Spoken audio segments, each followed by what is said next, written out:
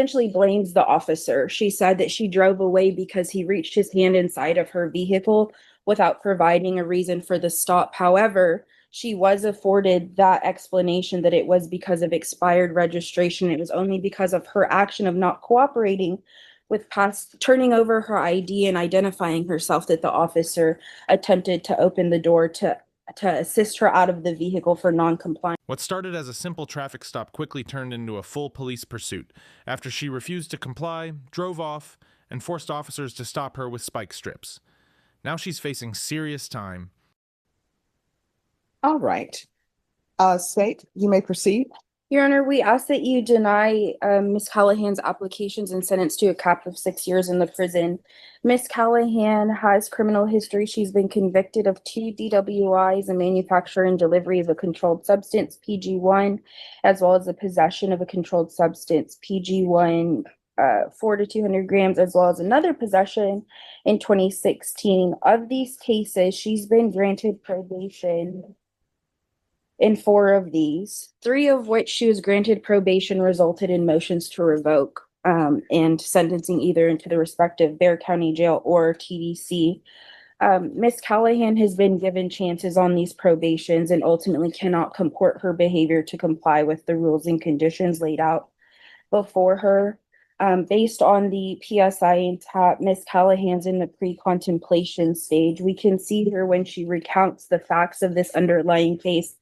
She essentially blames the officer. She said that she drove away because he reached his hand inside of her vehicle without providing a reason for the stop. However, she was afforded that explanation that it was because of expired registration. It was only because of her action of not cooperating with past turning over her ID and identifying herself that the officer attempted to open the door to assist her out of the vehicle for non-compliance.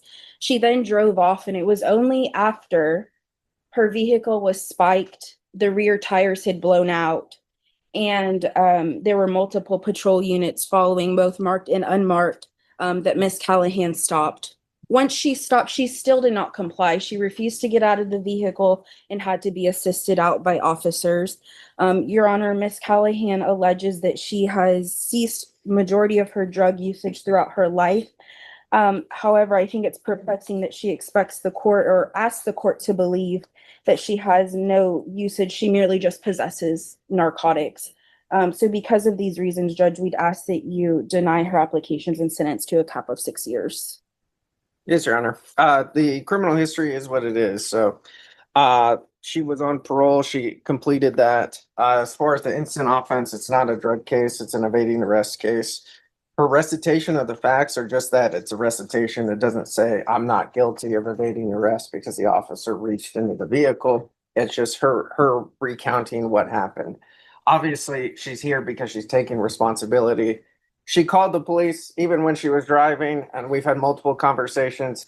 1, you can't take off when a police officer is there. 2, if you did, when you call the police and there's multiple other officers there, you pull off to the side of the road. You don't get to choose where you stop. And she understands that. She understands that, takes responsibility. That's why she's here today. She's not saying I didn't evade arrest or that there was some legal reason why I was able to not comply with the officer's commands. And that's why she's here, because she took a plea to accept responsibility. Since she's been out now, as far as the PSI goes, it says here current address. She actually does now have a stable address here in San Antonio, Texas. So she's not homeless, which helps with obviously trying to. Why didn't you pull over? The reason she didn't pull over is because she didn't feel that the officer explained anything. She thought she just got pulled over, and then he was reaching his hands into the vehicle. She felt unsafe. That's why she left and called the police herself. So why did they have to put spikes down? Again, that's because she was then trying to say, well, she was going to feel safe if she went to her house. So she's not driving at a high rate of speed, but we've had that conversation before. And so something from probation would be like a cognitive course and thinking and critical decision making, because obviously that's an error in judgment. And that's a mistake. That's why she's here. As far as she does have a stable home, she actually has two jobs. One is a home health care worker, and I know the court sometimes does not allow people, but she has another job where she helps remodel a business for a man named James. She provided a letter from him to probation as well. So we have talked about this court and home health care working, and that's why she has another job set up and is already working that. Like I said, her housing, she actually had a trailer where she paid an individual $4,000 to live there. Well, that individual is not there any longer, and his wife is not agreeing with that. So she lost out on that money, but again, she's found other places. Mental health, she had been diagnosed a long time ago with manic depressant and bipolar. Again, she is working. She has support here. Paul Dickens is here in the courtroom, and he shows up. She showed up to court yesterday because she's heard this court say, "Do not show up late." She showed up a day early.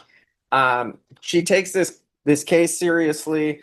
I don't see how sending her to prison sends any message or helps anybody. Again, she can take drug tests. She can work. She has housing. She can take a cognitive course. She can do a mental health evaluation.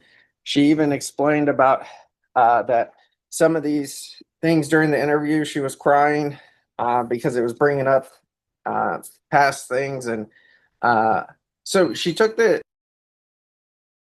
to be open and honest about it, about her past. And so again, they cognitive behavioral therapy, again, there's some adverse childhood experiences. She has had a pretty good childhood. I just think that the court can put conditions in place that allows Miss Callahan to continue to support herself, get better, and protect the community all at once. And so we're asking this court to give Miss Callahan just an opportunity to go on probation. I understand she had been on probation a while back and didn't take advantage of that. But she is a different individual here today. She wants to take responsibility. She does want to show the court and herself and her support system that she can follow this court's orders. May I answer the question About the reason of Do y'all need to step back? well, when that's the child, his supervisor. The reason being was very inclusive. Yeah. So she had conversations with the supervisor of SAPD about the interaction and some of the ways that were done. And so, but again, that's after the fact. That doesn't absolve her from it. But she has tried to take responsibility, examine herself and her responsibility in that situation. And obviously, she was wrong, and that's why she's here today. State? Your Honor, I would just ask the court to deny applications. Ms. Callahan when asked how supervision would help her first statement was, it would definitely help me so I don't lose my freedom. I think that's what is exhibited here. Ms. Callahan thinks her freedom is more important than the law. She thinks that she can flee because she feels unsafe. And at what point are we to show Ms. Callahan that you must comport and comply, and you can't keep running from things because you think you're right? So I don't believe she would be a good applicant or candidate for any sort of probation judge. And while this court may and will probably be able to accommodate and target some of the issues Ms. Callahan experiences, I don't think she is deserving of that chance because she's shown she cannot comply. All right. Anything you wish to say? I mean, if you want to say something, then I'll have to put you under oath. State will have a chance to ask questions. I just know that. All right. No. No, Do you want, I don't want to. Okay. No, Your Honor. you're sure? Ms. Callahan, what I'm telling you, if there's something you want to say to me, then what I have to do is I have to swear you in. And then I will listen to whatever you want to say to me, but the state will have an opportunity to ask you questions as well. So do you need to speak with her concerning that, counsel? No, Your Honor, we've spoken about it, and no, she doesn't wish to talk other than what I've explained, and what she said. All right, Ms. Callahan, I reviewed the PSI, the TAP evaluation. I've listened to your attorney and listened to the state. I just don't think you're a good candidate for probation. Okay. I'm going to find you guilty, taking consideration 2025 CR 014278. There's a $1,200 fine, time and money run concurrent. I request the therapeutic community, and I'll sentence you to 3 years in the prison and give you credit for any time served. Did you review the document entitled Trial Court Certification of Defendant's Right to Appeal with your attorney? Did you understand it and sign it? Because this is a plea bargain agreement, because I followed your plea bargain agreement, and because you waive your right to appeal, you do not have the court's permission to appeal. Because this is a felony conviction, you're not allowed to own or possess any weapons or ammunition. If you have a question over what that is, you'll need to speak to an attorney. All right, good luck to you. Who's next?